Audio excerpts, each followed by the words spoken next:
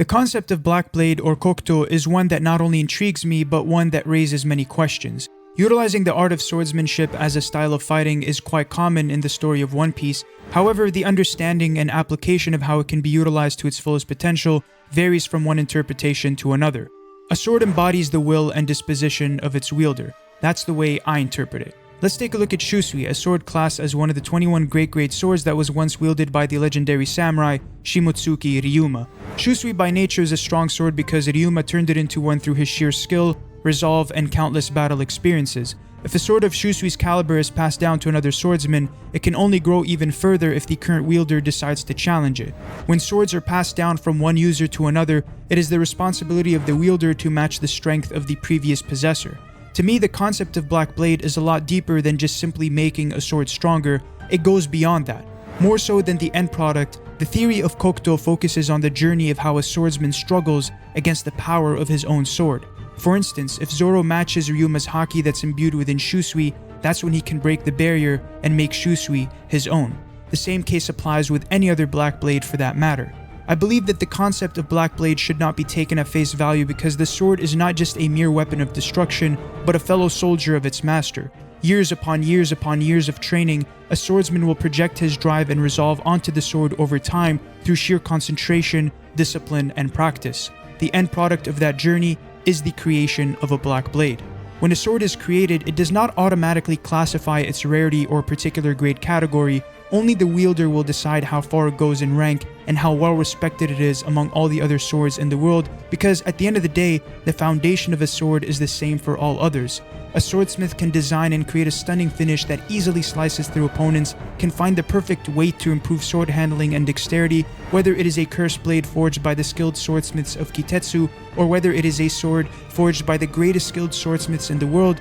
The true capacity of a sword will only go as far as the amount of hard work and dedication put into it by not only its creator, but more importantly, its wielder. That, I believe, is the true meaning of a Black Blade. Swordsmiths and craftsmen can lay the groundwork through their artfulness and finesse, but that can only go so far. A sword will only continue to grow once it is put through trials and tribulations. One's haki blooms under the extreme conditions of battle. That theory interconnects with the concept of Black Blade. Armament haki is the foundation of that concept as it acts as the link between the growth of the swordsman and the sword itself. When a sword clashes against the strongest of opponents and is put under stressful situations, that is when the seed of growth is planted. Over time, the sword will eventually become part of its wielder. In a world where magical fruits grant you unique and unbelievable powers, weapons and swords can also display the same effect in their own way, either through the application of haki or spiritual strength, as seen when Zoro summons and mimics beasts and Buddhist spirits in his attacks. The way Oda expounds on swords and katanas in the story mirrors the way he represents them in relation to their wielder. For instance, Dracula Mihawk, the strongest swordsman in the world, a man who carries himself with utmost dignity and class, carrying on his back a sword that epitomizes his strength and character. An elegant black sword that goes by the name of Yoru, meaning night. A cruciform and well-oriented sword with a curved and sharp finish and a total length of well over 2 meters. When you look at Yoru, you feel the presence of the man who reigns above it. The power, the resolve, and the spirit emanating from the sword can strike fear into the hearts of enemies. If we take a look at Zoro as another example, he's a character driven by his own principles and utilizes the distinctive Santorio approach to fight against his opponents. He carries Waroichi Monji, a sword that represents his resolve and reminds him of his goal and purpose. Sandai Kitetsu, a cursed sword that outlines Zoro's demonic aura, which he surfaces through battle. Enma, a sword that gave Kaido his one and only scar, indicating Zoro's potential and being worthy enough to carry on the torch. Shusui, a sword that slayed a dragon previously wielded by the sword god himself, Shimotsuki Ryuma, symbolizing Zoro's predestined greatness. Swords in One Piece can represent the qualities and characteristics of their wielder. To connect this back to the concept of Black Blade, it essentially formulates the presence and strength of the wielder. According to Mihawk, any sword can become permanently black, meaning that with proper training and patience, any sword can reach a state of pure sturdiness, control, and power. Once a sword attains that status, it can become an impenetrable weapon that can slay enemies and shield its master. When a sword becomes black, it unfolds the oath and commitment of the wielder as it indicates the struggle the swordmaster had to go through to achieve this level of effectiveness. After looking at it from a theoretical perspective, I want to briefly discuss how a sword becomes black. The combat system is already quite unique with the existence of devil fruits, and with the addition of haki, it makes it even more complex and paves way for different applications of combat and development.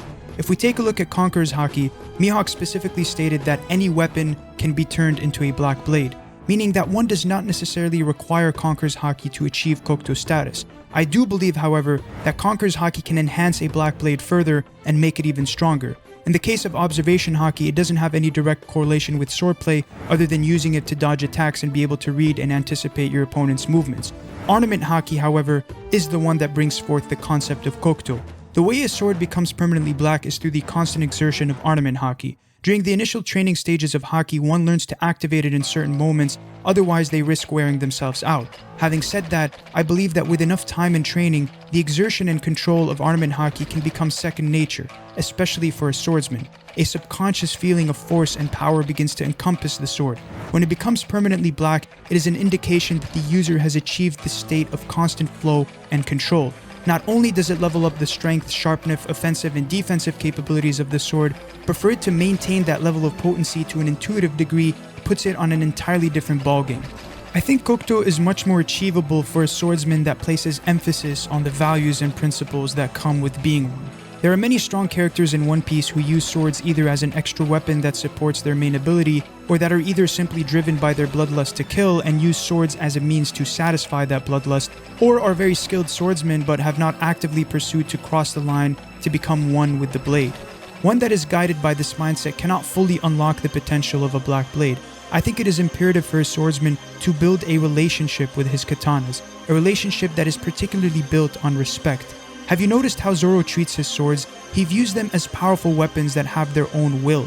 He puts himself on the same playing field as his swords because he believes that one must earn the right to wield one. A good example of that is when he tested his luck against the Sandai Kitetsu back at Ippon Matsu's shop. Zoro doesn't adopt this superior mindset that he can simply wield any sword and have it serve him. He believes in conquering the blade and making it a part of his own to see if he's worthy. Swords are elevated when the wielder applies his virtues and principles. To give a more profound explanation, I want to look at the example of Kozuki Oden, who is easily one of the strongest characters in the series, displaying nothing but pure power, durability, speed, and spectacular Nitoryu-style handling. Oden was simply put a monster, clashing and going head-to-head with one of the strongest characters in the series in Goldie Roger, Whitebeard, and Kaido. In dual wielding the legendary swords Enma and Ami no Habakiri, he exhibited enormous prowess and ambidexterity. Throughout his flashback, Oden displayed godly Nitoryu techniques that showcase his proficiency as a swordsman. The first one being Togen Shirataki, a technique with immense power and range, which he used to bisect the mountain god when it raided the capital, Gun Modoki, an offensive charging technique that he used to defeat several members of the Roger Pirates at once, and then finally, Oden's most powerful technique, Togen Totsuka, an X-shaped slash that inflicted a massive permanent scar on Kaido. In all of these attacks, Oden imbued his swords with a powerful concentration of Ryo. Furthermore, it's important to note that he was the only known individual to become the first person to tame and control Enma, a sword that has a distinctive trait of drawing out an excessive amount of ornament haki, or Ryo, from its wielder. When Tenguyama Hitetsu gave Enma to Zoro, he clearly stated that Enma is not yet forged into a black blade. Depending on the wielder, its rank might yet be raised. With all that being said, why is Enma still not a black blade? Oden can utilize all three types of haki, his Nitoryu style techniques were flawless and devastating, so why is it that Enma or even Ami no Habakiri have not permanently become black blades? Once again, I want to connect this back to the importance of having this passion or interest for swordsmanship in general, thus building that competitive relationship with the sword to not only propel the wielder forward, but also increase the rank of the blade itself. What separates a good swordsman from a great one is the eagerness and commitment, the linkage of interest, competitiveness, and desire to conquer the blade and become one with it.